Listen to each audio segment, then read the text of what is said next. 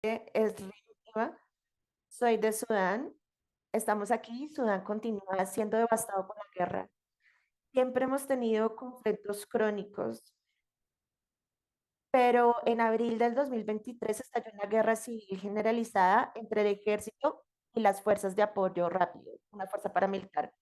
Después de un mes de meter a mi hija bajo la cama y sentir como nuestra casa temblaba cuando los aviones de guerra sobrevolaban en una zona cercana, nos fuimos, huimos sin nada más que la esperanza de regresar pronto.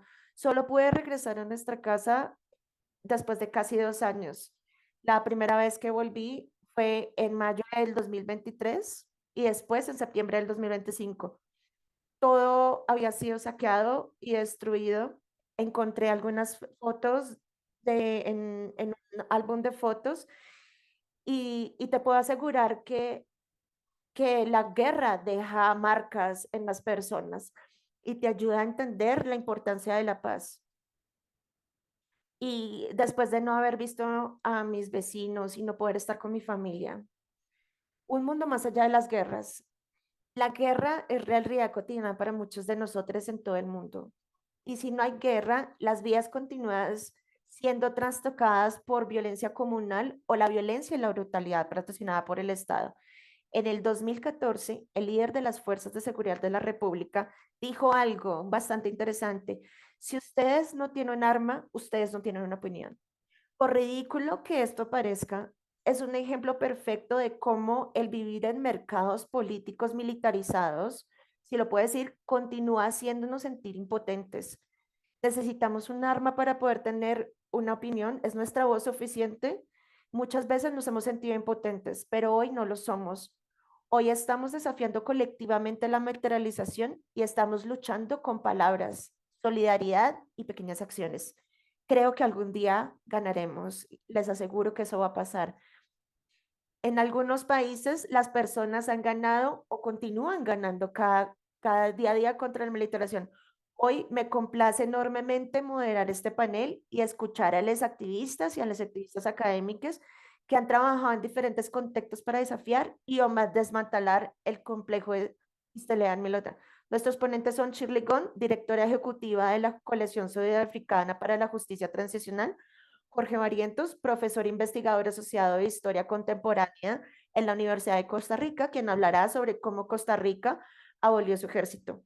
Amelia Kirby, directora del proyecto Sycamore, una iniciativa de la Fundación para los Apalaches de Kentucky, enfocada en reducir la dependencia del complejo industrial venezolano.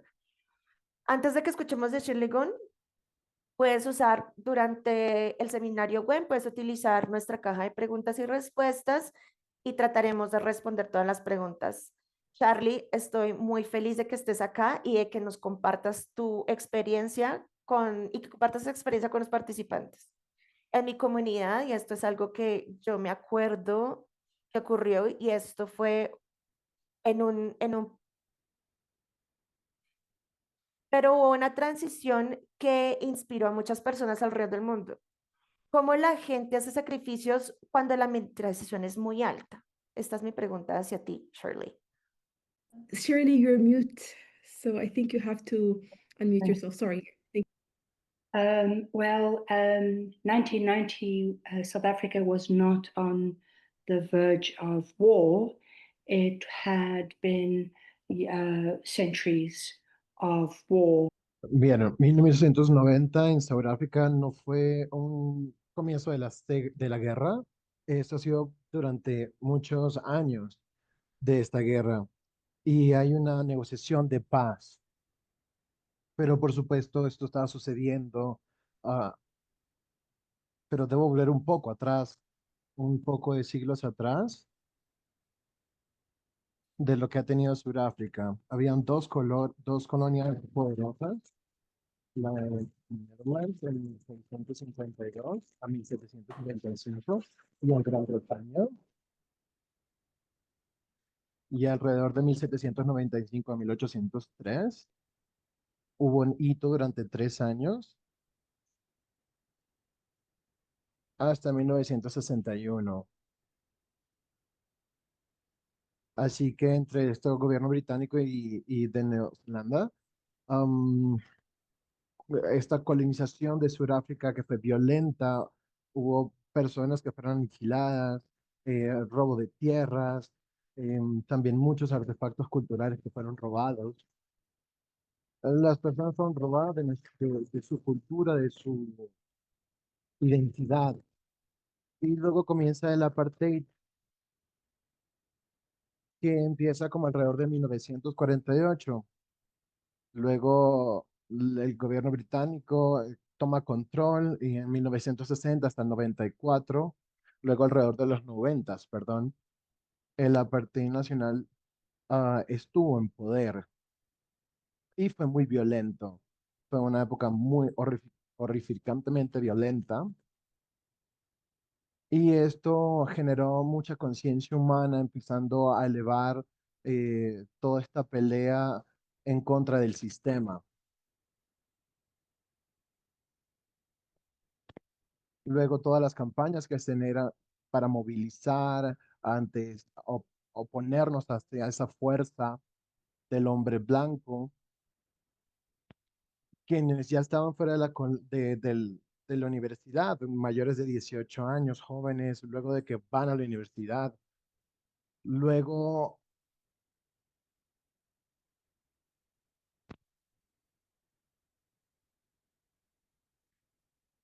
pero es que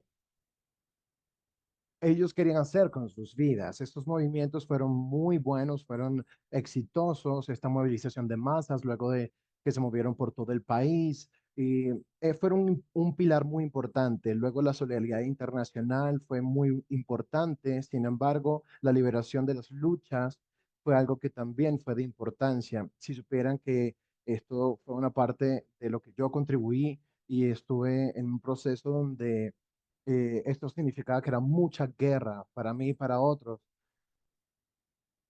Luego en 1990 con Mandela fue un gran riesgo. Y, de hecho, hubo una negociación detrás de escenas y se pudiera hacer con el enemigo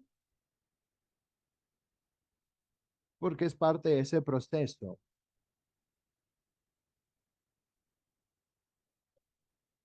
Luego llegó a un punto donde fue un buen resultado.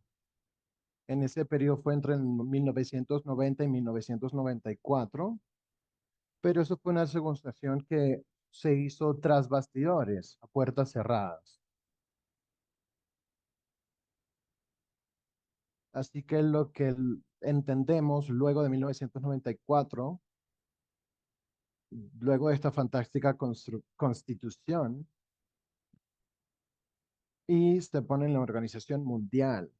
Estas políticas separan los estados para que todos sean iguales, el apartheid en totalidad.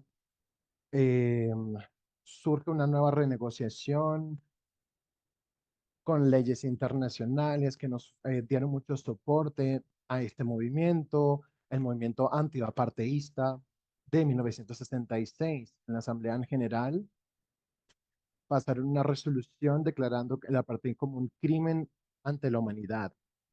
En 1973, la Convención Internacional de la Supresión y los Castigos del Apartheid fue adoptada y luego en 1988 con el Estatuto Romano.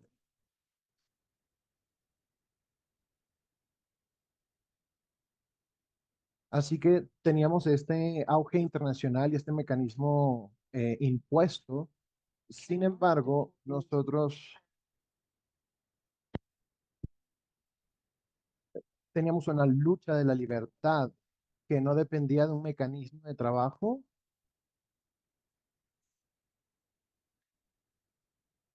Él lo puso muy claro en en su poesía, que nosotros hemos tenido este resultado internacional eh, sobre lo que está sucediendo con Israel y esta corte criminal.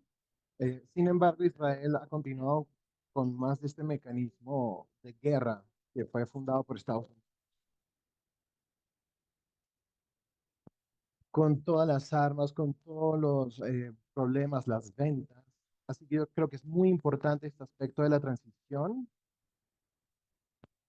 también con las fuerzas de seguridad que fueron demovilizadas, y con esta política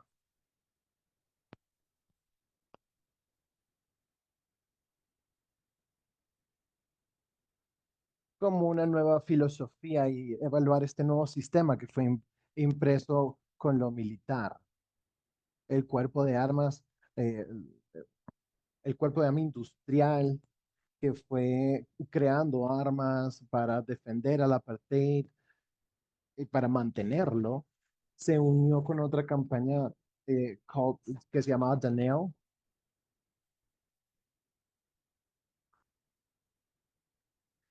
pero en la parte industrial era una gran cuenta.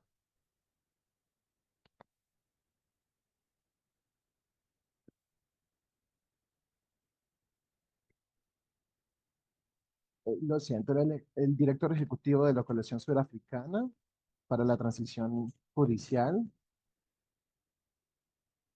Déjame recordar, esto creo que fue declarado en el 2025 hasta el 2035 para reparar esta colonización y esclavitud. Y esto es algo que hemos lidiado en el pasado, que no podemos detenerlo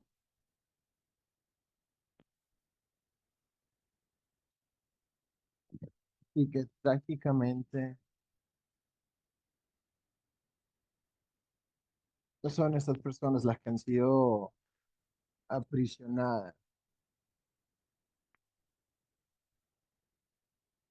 Sin embargo, hay muchas consecuencias terribles hacia el lado humano. Así que sí, yo creo que si quiero ponerme en el trabajo de la transición judicial, habría que mantener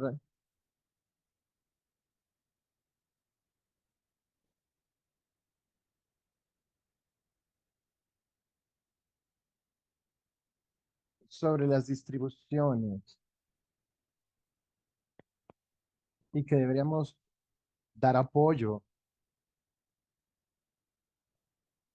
con inversiones, intercambios y nada que tenga que ver con la guerra y los conflictos. Pero deberíamos defender el derecho de las personas que quieran trabajar y que no deben ser presionadas a esto en todas las partes del mundo. Así que yo creo que esto es para mí, ah, es muy importante para hacer las conexiones de aquí y por allá,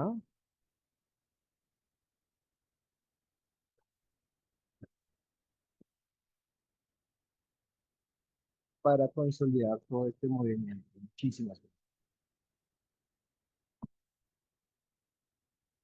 Muchísimas gracias por la contribución.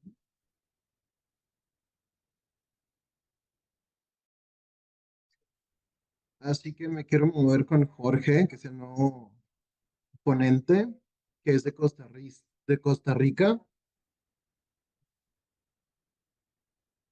y nos va a dar ejemplo de lo que pasó en Costa Rica para abolir el entorno militar y sobre todo lo que ha pasado con el programa social.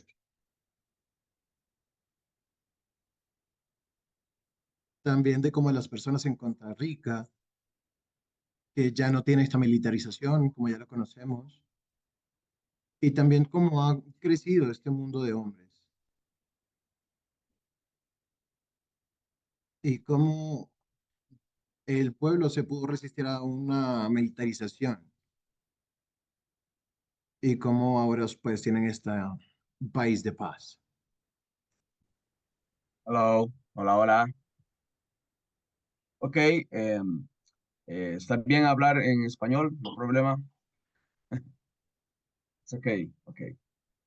Bueno, básicamente en Costa Rica, yo, bueno, soy profesor de historia en la Universidad de Costa Rica y en resumen, pues en Costa Rica en 1948, bueno, hubo una guerra civil, a civil war, ¿verdad? Una guerra civil en Costa Rica entre fuerzas socialistas, eh, que hacían unas reformas sociales muy importantes, y otro movimiento que era socialdemócrata, de una figura histórica muy importante en nuestro país, que se llama José Figueres Ferrer, quien fue el que hizo la abolición del ejército.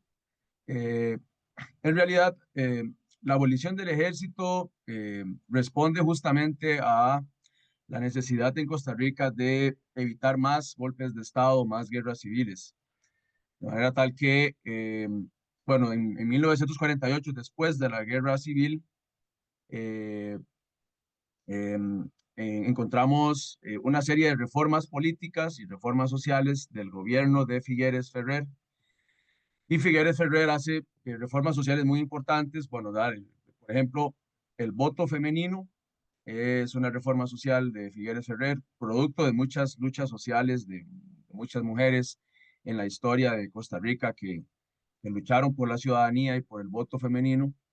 También hizo la abolición del ejército y, bueno, la idea principal era que con el dinero que va al ejército y a la estructura militar, pues en Costa Rica utilizáramos el dinero para mejorar el sistema educativo, mejorar la educación, ¿ok?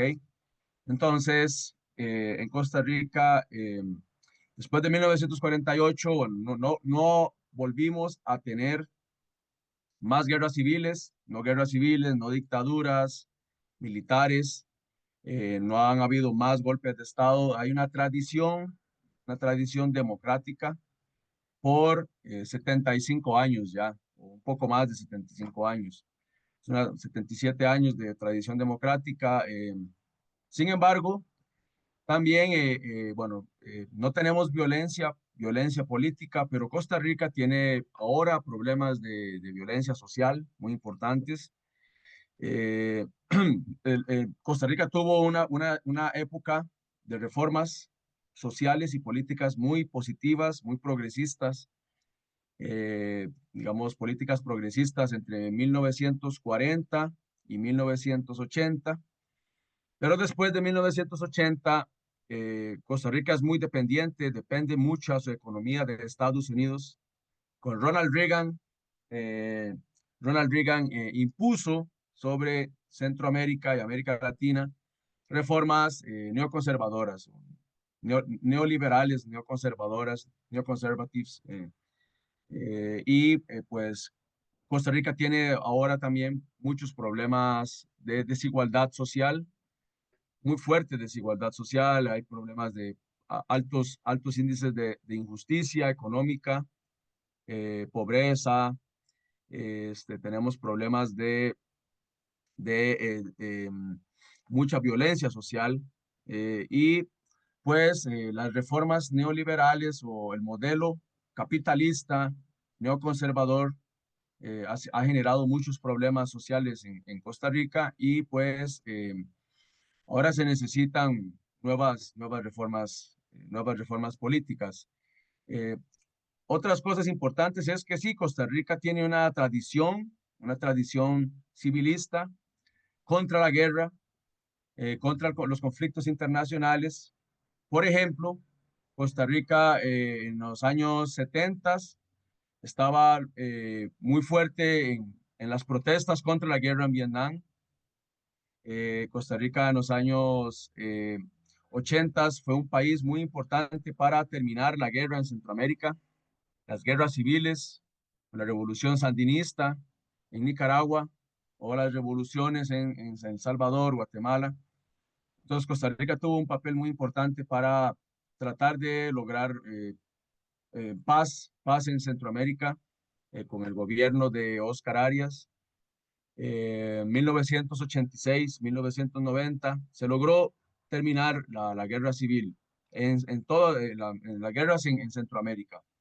Ronald Reagan enviaba muchas armas y mucho financiamiento de dinero a movimientos de extrema derecha en Centroamérica, y Costa Rica pudo funcionar como un país para luchar por la paz y luchar por la justicia un poco, y terminar la guerra en Centroamérica. Y lo otro importante es que Costa Rica también después fue muy relevante en la lucha de la guerra contra Irak. Cuando Estados Unidos invade Irak en 2003, hay movimientos sociales muy grandes, muy fuertes contra la invasión de Estados Unidos a Irak. Entonces, Costa Rica tiene una tradición de una ideología de decir no a la guerra, decir no al militarismo.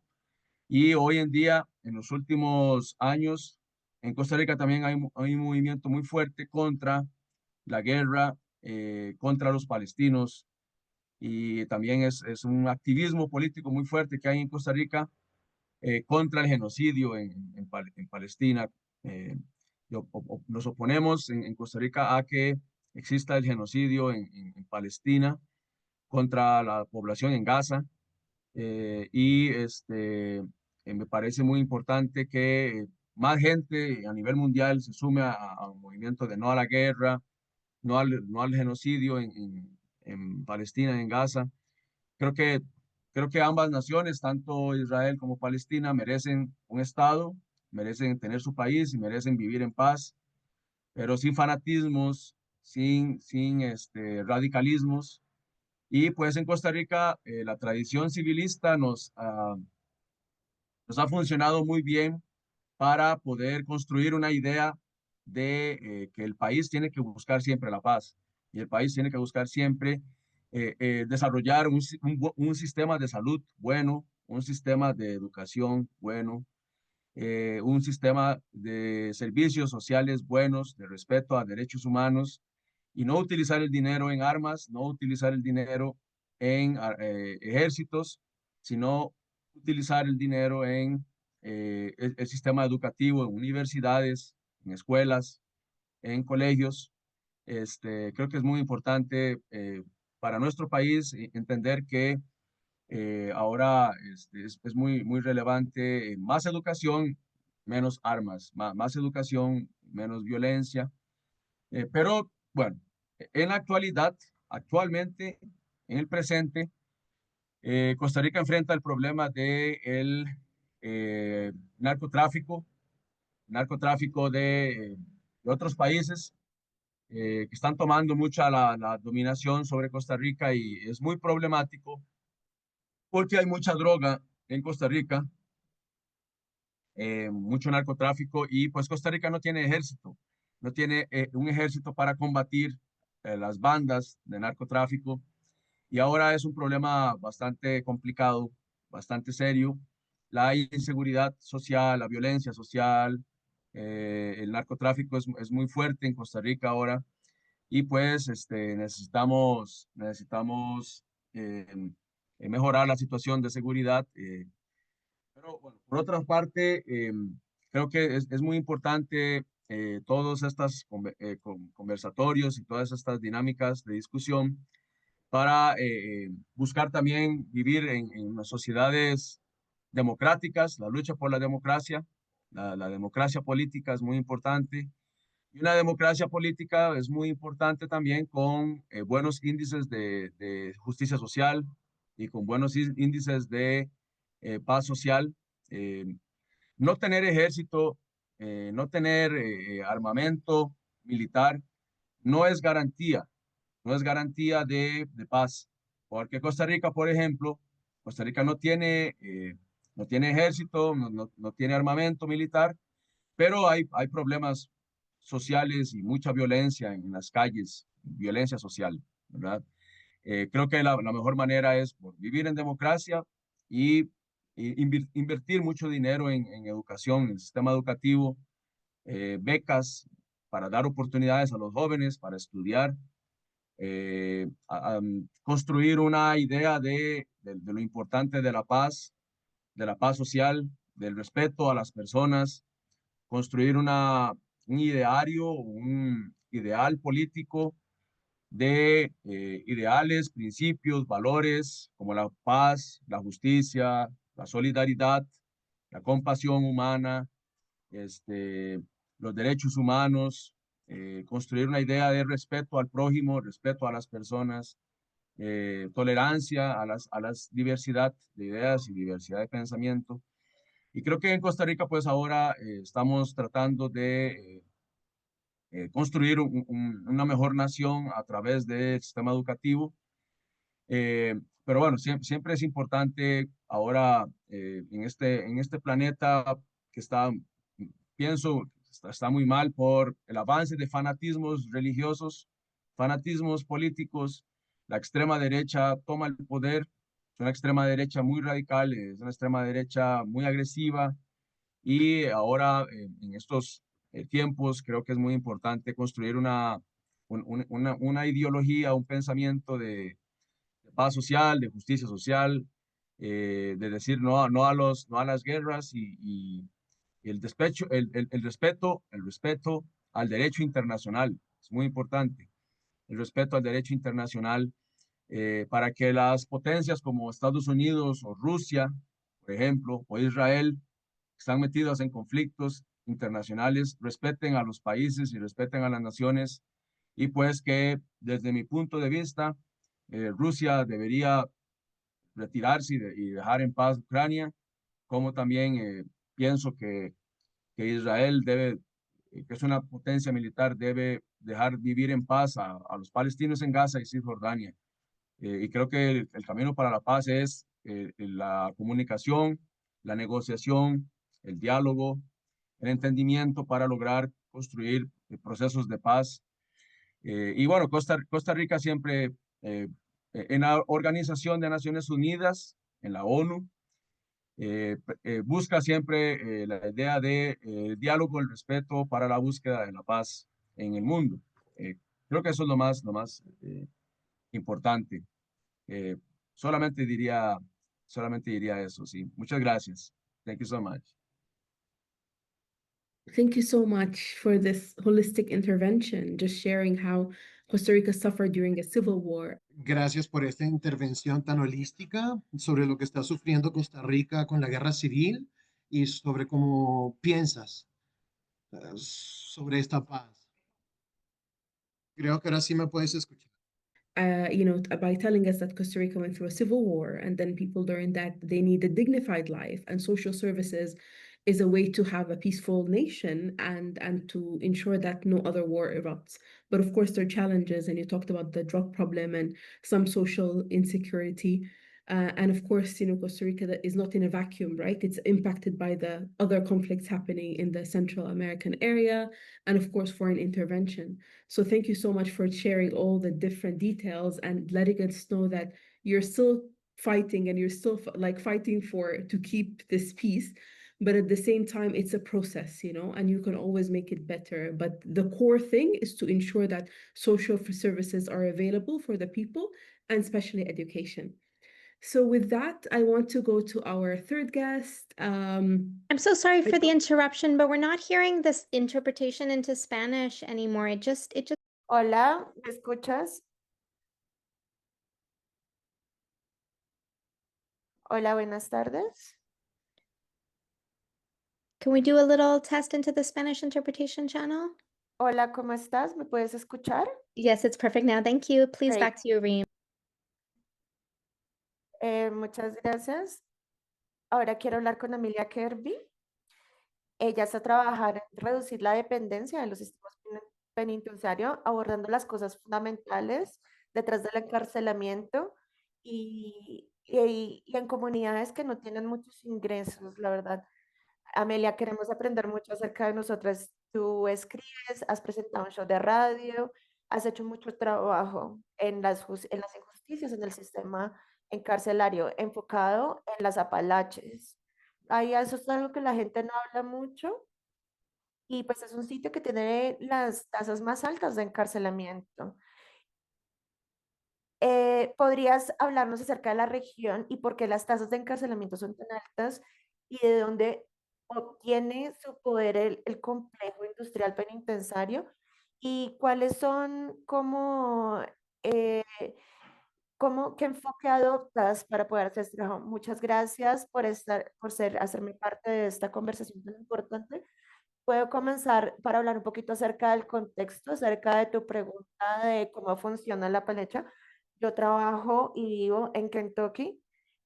Vivo en las montañas Apalaches en los Estados Unidos. La región donde yo vivo es uno de los sitios más pobres de los Estados Unidos y más de los últimos 100 años hemos estado experimentando em, mucha explotación en la minería de carbón y cómo nosotros podemos responder contra esta explotación. Y ahora Apalacha es uno de los sitios que tiene la concentración alrededor del mundo más alta de encarcelamiento en el mundo. De hecho, en los Estados Unidos no se utiliza en ninguna otra parte del mundo como se utiliza en los Estados Unidos el encarcelamiento en la forma que nosotros lo vemos. En este momento hay alrededor de 2 millones de personas detrás de rejas y esto está aumentando en este momento. La mayoría de prisiones están construidas en sitios rurales y en Estados Unidos el Apalache es el sitio rural donde tienen más prisiones en los Estados Unidos. Y sé que las personas que están familiarizadas con el complejo industrial penitenciario y hablemos un poquito acerca de qué es lo que quiere decir. Esta fue una definición que habló acerca de la resistencia crítica, que fueron como los pioneros en contra del encarcelamiento, y es una relación interdependiente entre los intereses públicos y los intereses privados, y los elementos políticos, tribunales, ejecuciones y los elementos culturales asociados con hechos para mantener el control social y las diferencias de poder mientras afirma proporcionar seguridad. Así que esto es algo que está bastante entrelazado. Y pues entonces está tratando de crear alternativas que sean buenas para poder detener este sistema. Y esto lo que está tratando de buscar es que trate de sanar en vez de castigar. Y quiero enfocarme un poco en eso. En el Apalache donde yo vivo hay una extensión concentrada en los últimos 40, 30 años donde se han construido prisiones que se han visto como un desarrollo económico para las personas pobres que viven en estas comunidades. En la mayoría de estas instituciones fueron construidas en minerías que ya no funcionan, o sea, queda encima de las montañas cuando ya se sacó todo el carbón que podían utilizar. O sea, construyen encima de la destrucción. Y me parece bastante simbólico que este tipo de construcciones existan encima de la destrucción ambiental. Y pues aparte de que están diciendo que esto le iba a ayudar a la comunidad, hay muchas investigaciones y hablan que este va a mejorar las condiciones de la comunidad, pero hay estudios que dicen que de hecho empeoran las condiciones económicas de las personas en este momento.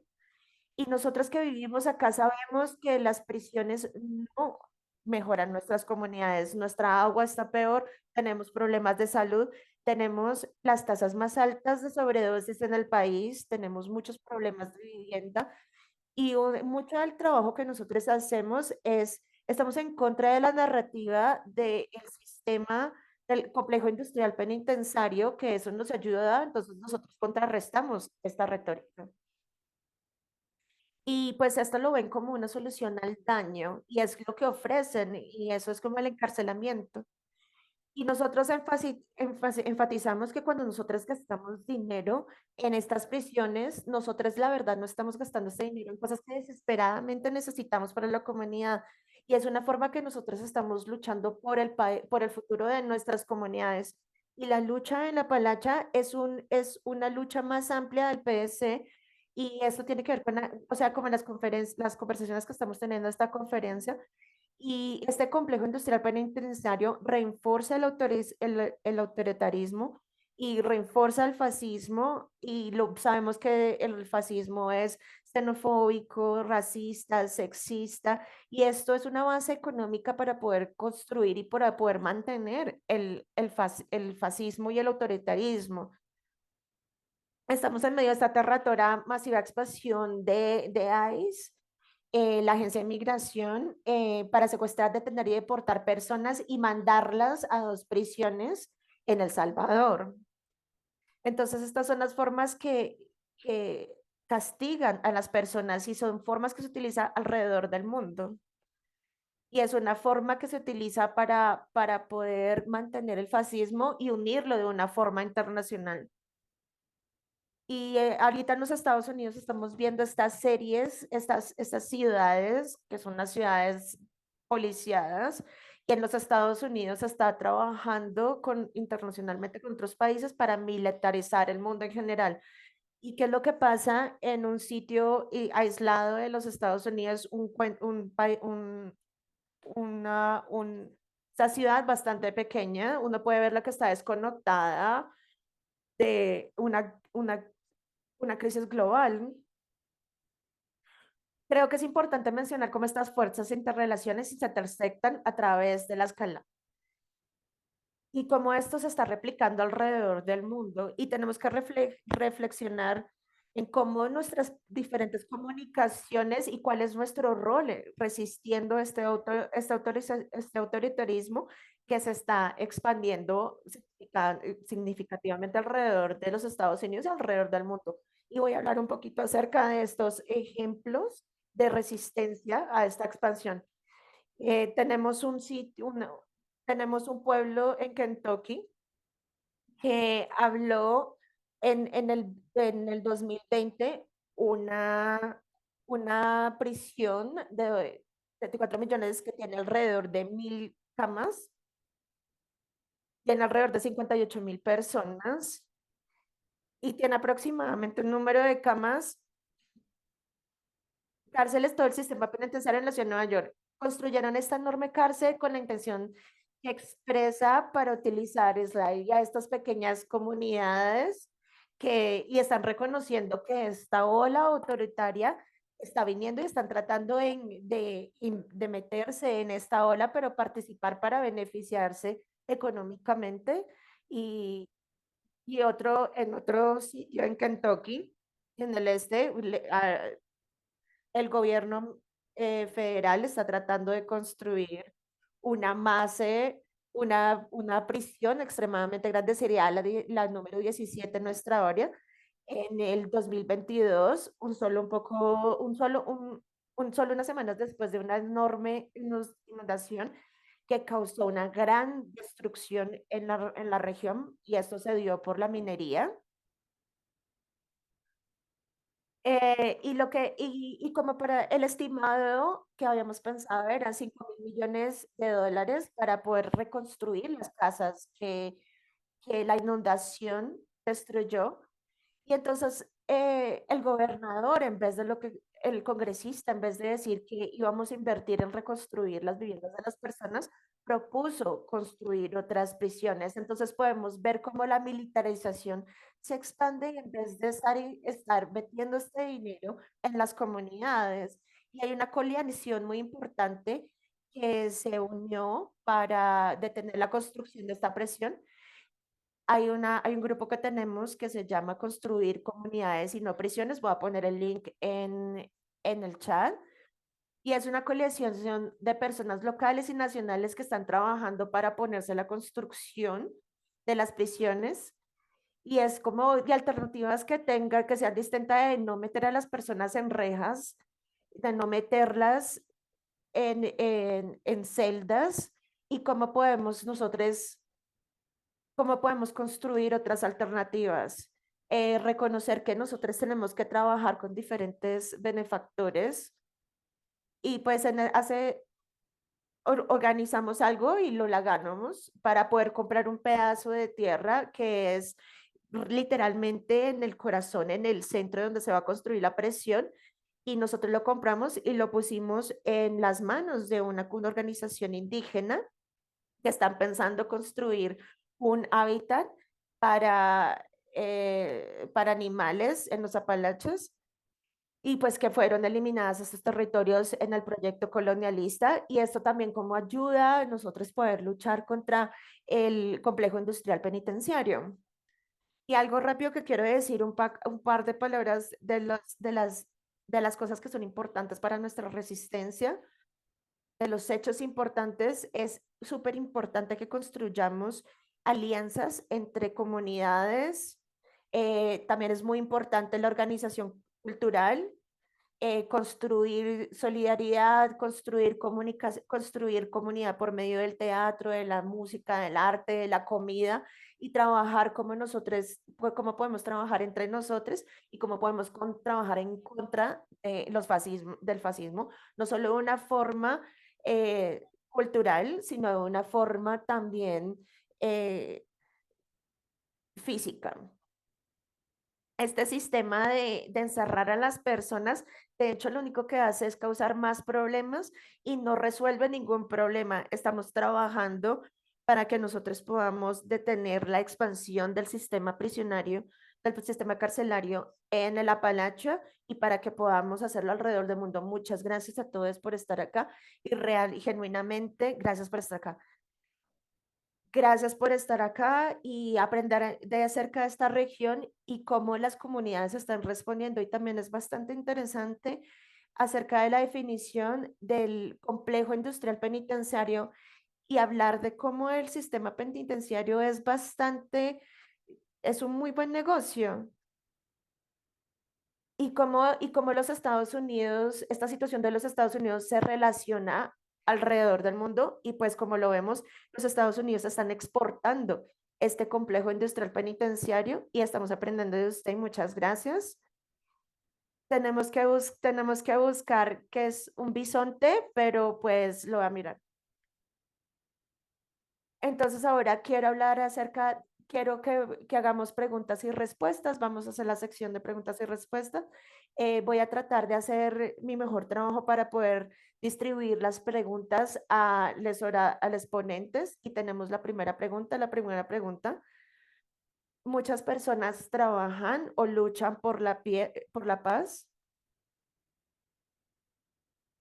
¿Y qué van a hacer ellos? ¿Qué voy a hacer ustedes? ¿Y qué voy a hacer yo? Esta es una gran pregunta y creo que si Amelia puedes responderla y si por favor, o sea, cualquier persona que quiera responderla, creo que es una pregunta bastante importante y pues la persona que quiera responderla, si quieres comenzar, Amelia.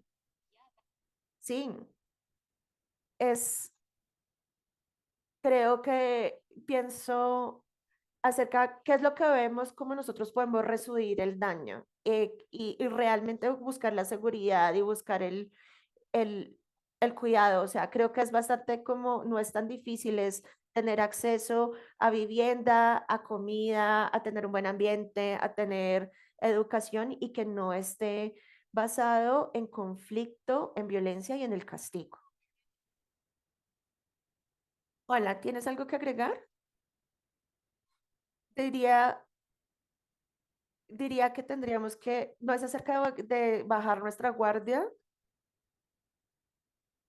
porque el mundo está dictado por poderes que están fuera de nuestro control, fuerzas económicas, políticas, y tenemos que estar pendientes. Es un trabajo que va a durar absolutamente toda la vida y que lo vamos a pasar a la siguiente generación. Muchas gracias. Por favor, mantengan las preguntas. Tengo una pregunta para Jorge. Está diciendo que la violencia social y los carteles de drogas de los que hablas, que amenazan los sistemas democráticos, incluyendo a Costa Rica, provienen de la pobreza y las dificultades económicas. ¿Tienes algún comentario acerca de esto, Jorge? Y este es un comentario de Angeli.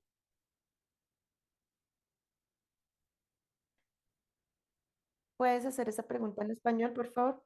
Para usted o algún comentario, Angelique está diciendo que la violencia social y los cárteles de la droga de lo que usted habló, que amenazan a los sistemas democráticos, incluyendo a Costa Rica, que ellos se derivan de la pobreza y las dificultades económicas. Si usted tendría algún comentario sobre eso, Jorge.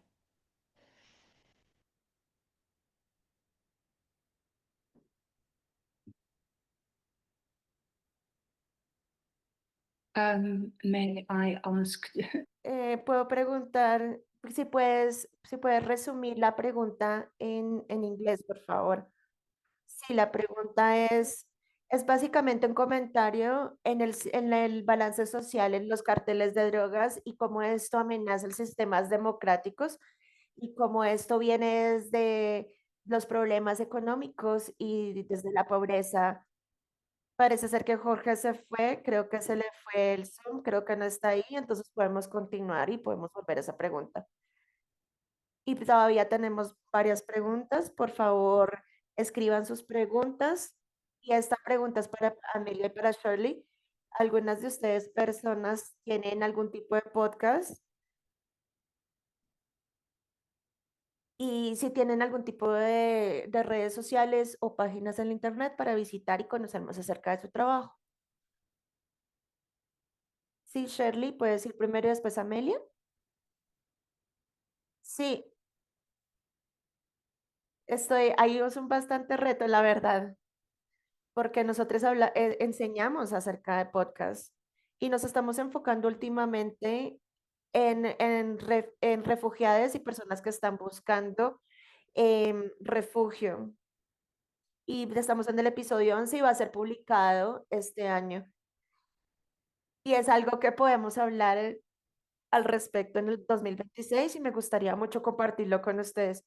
Y son alrededor de 25 a 30 minutos y lo podemos compartir en Podbee y en distintas plataformas.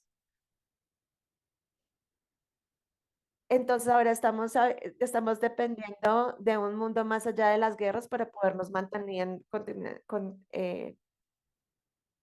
Hola Amelia, puse el link ahí en el chat de nuestra organización, de nuestra colección que trabaja en las Apalaches. Y también puse un proyecto en el cual yo he estado trabajando alrededor de hace 25 años, 30 años, que se llama Llamadas desde la Casa, que es un programa de radio que emite nuestra estación de radio comunitaria local y conecta a las personas que tienen seres queridos encarcelados con prisiones en nuestra área de cobertura con sus familias. Y ya llevamos 25 años y se está expandiendo en otras formas que estamos llamando radio restaurativo, que habla acerca del complejo industrial penitenciario, y pues ahí lo puse en el chat y aprecio mucho esta pregunta. Muchas gracias. Hay otra pregunta bastante interesante para Amelia. Con muchas universidades que se están graduando alrededor de los Estados Unidos de abogados, ¿cómo mantenemos a todos estos abogados empleados? ¿Aumenta esta alta población de abogados la probabilidad de que el complejo industrial penitenciario se expanda? El hecho de que tú seas un abogado no quiere decir que tú vayas a tratar de expandir el complejo industrial penitenciario. De hecho, tenemos bastante abogados que trabajan con nosotros tratando de luchar contra estas estructuras penitenciarias. Pero pues muchos abogados hacen su dinero asegurándose que las personas sean encarceladas.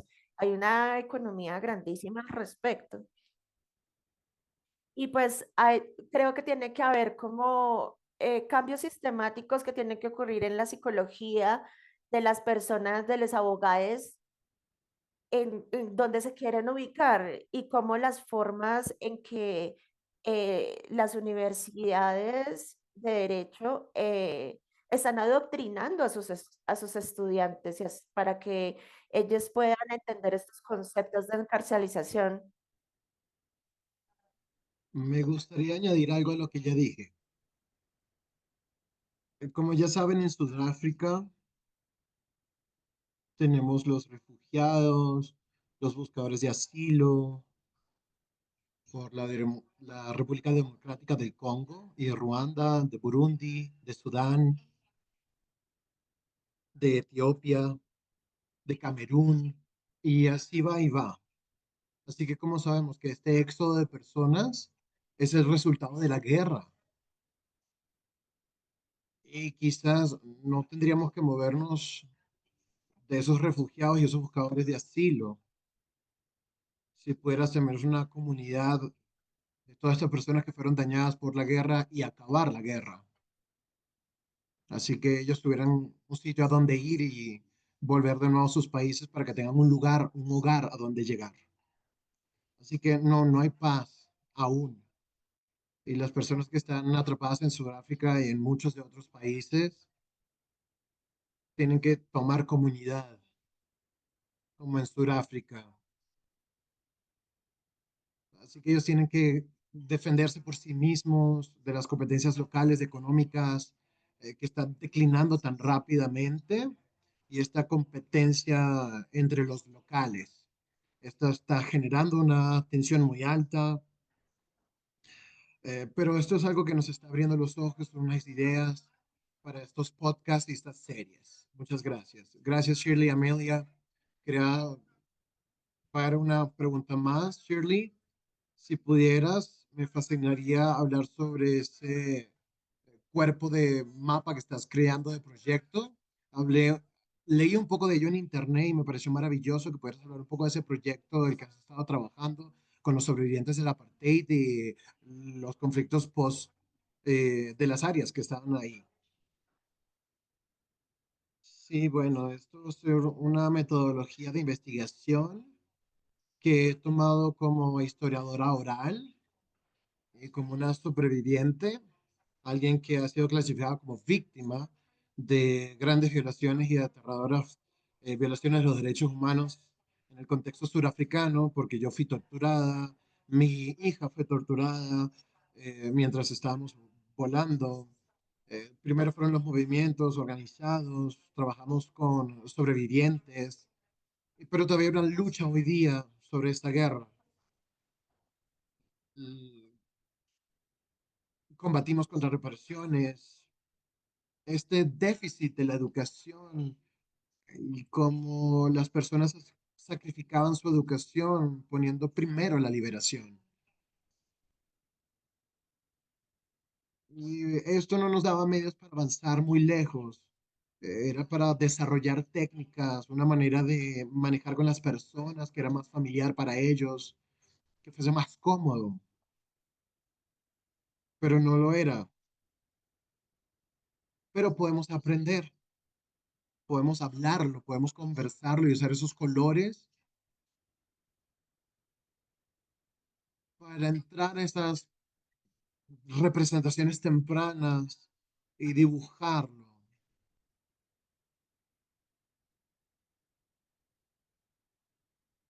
Además de estos hombres ancianos, sobre su maleabilidad de supervivencia dentro de sus áreas rurales y manteniendo con este río de situaciones, manejábamos todos esos materiales bien familiares sobre la historia de vida que ellos podían tener, así como esta historia paralela que viven entre ellos. Por eso tenemos esta página web con una conciencia internacional para que puedan acceder a ello. A que también pudiéramos facilitar un taller de unos 4 o 5 días, no tan corto, que sean 5 días completos, para permitir que la vida e historia de estas personas nos dé un mapa sobre todo lo que está sucediendo y sobre lo que es su visión del futuro, porque también es un ejercicio muy importante el hecho de trabajar con estas dos personas y sobre lo que han vivido las sombras de esas personas en el curso de esa vida. Para poner esto como en una pieza más grande de material, usando todas estas piezas como idea. Y así poder hacer como un tablero y ver los patrones con el material que estamos trabajando. Lo siento, perdí un poco mi idea. Oh, cierto, sí, la sombra todo el tiempo hay personas que están buscando de una manera muy extraordinaria porque se sienten muy desesperadas, solas, abandonadas, y que para ellos es un absoluto infierno de desmantelar esta historia, que se dan cuenta del hecho sobre cómo esas personas le importamos. Y también reconocer a esas personas que estaban en la sombra en todo este proceso, porque es un elemento muy positivo. Las personas se empiezan a sentir más fuertes y seguras sobre ellas mismas. Así que hacen un punto sobre volver hacia esas personas, a enseñarles al vecino, al profesor, a estas personas que están relacionadas, para que se demuestre este bello proceso. Así que eso me parece hermoso. Muchísimas gracias. Gracias, Shirley. Pienso que pudiera haber una réplica de esto quizás en otras regiones. Y paso de vuelta a Thierry. Gracias, Grady. De alguna manera, siempre ha habido como una manera de este chat para que lo puedan ver. Así que, Amelia, por favor, si nos puedes decir más preguntas.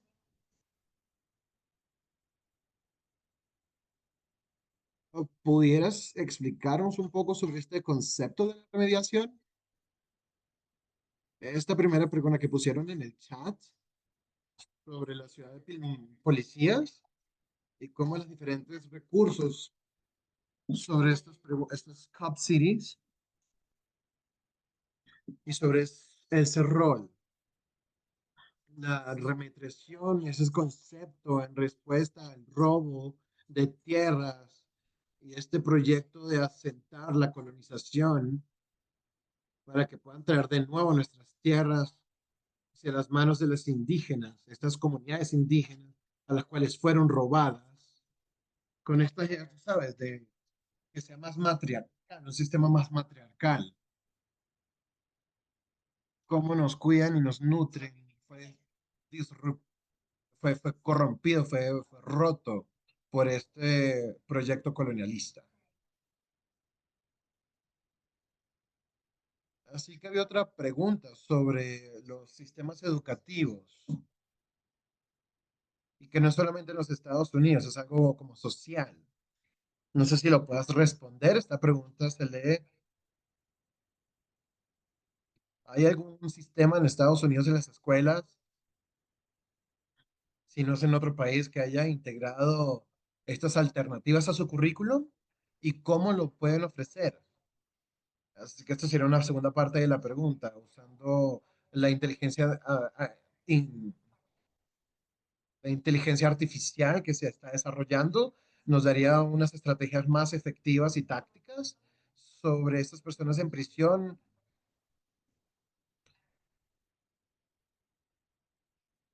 Así que tenemos estas dos preguntas básicamente sobre el sistema educacional en Estados Unidos y cómo se está desarrollando esta alternativa de trabajo en el currículum que presentan. Voy a ser muy breve, realmente no sé mucho sobre estas preguntas, si soy muy honesta, mis disculpas.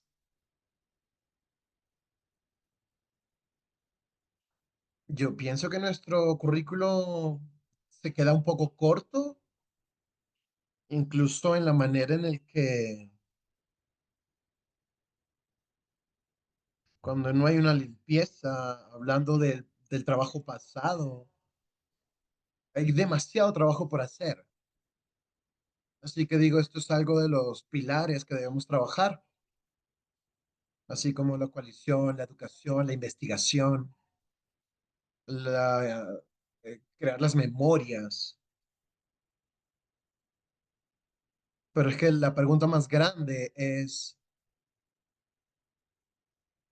en un mundo donde hay un problema colonial de esclavitud, de genocidio,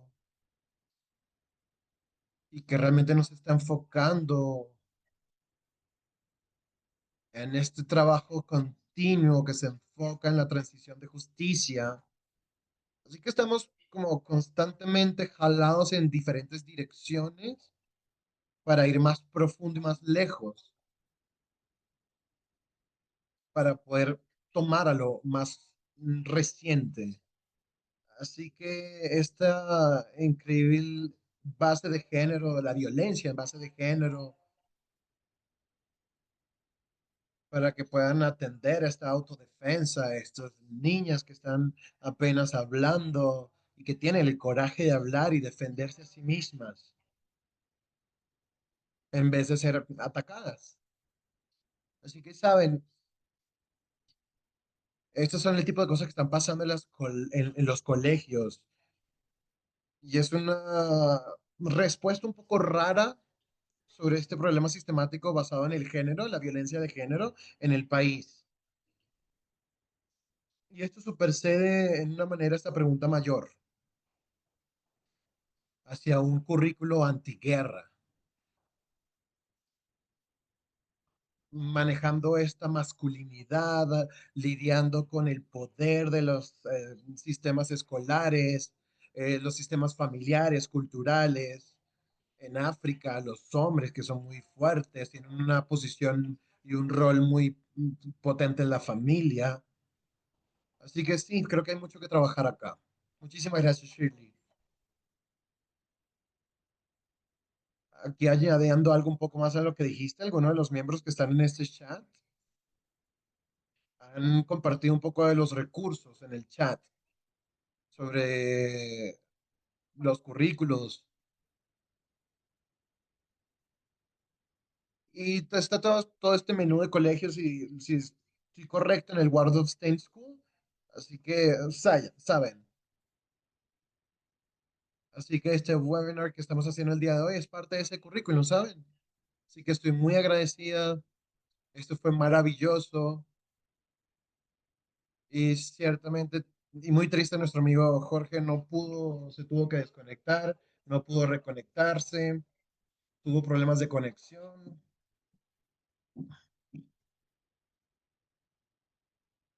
Y esto es un problema que tenemos en muchos de los webinars que hacemos por problemas de conexión en algunos países, pero estuvo bien. Mucho de lo que está pasando ahorita en Sudán, en mi viaje estos últimos 2.5 años, esto nos ha motivado, ha sido de motivación, esos sentimientos de estar sola, ¿saben? Como si estuviese luchando y me siento como en una aspiradora, que nadie está hablando de esto, nadie te está escuchando, pero aquí estamos para hablar de todas esas posibilidades. Y no solamente mostrando solidaridad sobre estas herramientas y terminologías, sino que Amelia, mencionando una de las cosas que dijiste, eh, todo lo que es trabajo, todo este trabajo colectivo, estos movimientos, el movimiento local, el movimiento nacional, global incluso. Estos son pequeños pasos, pequeñas acciones de lo que estamos haciendo. Y Shirley Amelia, quiero darle una palabra final. um, algo de su presencia aquí sobre este movimiento internacional. ¿Qué pudieran destacar sobre lo que se han aprendido? Bueno, como ya lo saben, Amila, yo fui detenida, estuve en confinamiento bajo esta ley del apartheid y yo estoy en contra muy grande del impresionamiento y las detenciones, sin juicios, que hubieran torturas, que se usaran ante los prisioneros y eliminar todo este arresto de personas que es doble tan inhumano. Cuando los ataron, los encadenaron a las camas y los castigaron por esto y por aquello, es demasiado fuerte. Es un ambiente donde la conducta de las personas pudiera cambiar, puede empeorar las cosas. Ha sido como un gran placer escucharlos, conocerlos y de verdad espero les los motivo a que puedan seguir trabajando ese trabajo que están haciendo con mucho amor, con solidaridad por Sudáfrica. Gracias a los miembros que han estado aquí hablando todas estas preguntas y haciendo estas preguntas tan buenas que nos han mantenido envueltos. Creo que ha sido como motivador que los panelistas tengan esta atención y gracias por sus preguntas. Rim, creo que hacemos una amistad de por vida. Y te agradezco, Shirley, por traer a colación y profundizar estas ideas personales, estas piezas de las cosas que hemos vivido y cómo esta estructura de cambios políticos, las maneras en que las personas actúan poderosamente, con significado poderoso, y particularmente cuando tienes esta victoria y abre un nuevo terreno de trabajo y lucha. Y creo que eso va a traer nuevos horizontes. Creo que eso es lo que yo quería decir al día de hoy. Gracias por todo este trabajo y agradezco a todos los que estuvieron aquí. Los quiero mucho. Gracias por hacer parte de esta conversación. Gracias y creo que nos tomamos un poquito más sobre el receso, pero debemos seguir. Así que gracias. Les deseo los mejores para el resto del programa. Maravilloso. Gracias, Shirley. Gracias, Amelia. Gracias, Rim. Gracias, moderadores. A Jorge, que incluso no está aquí ahora. También a nuestros intérpretes, a David y Alex.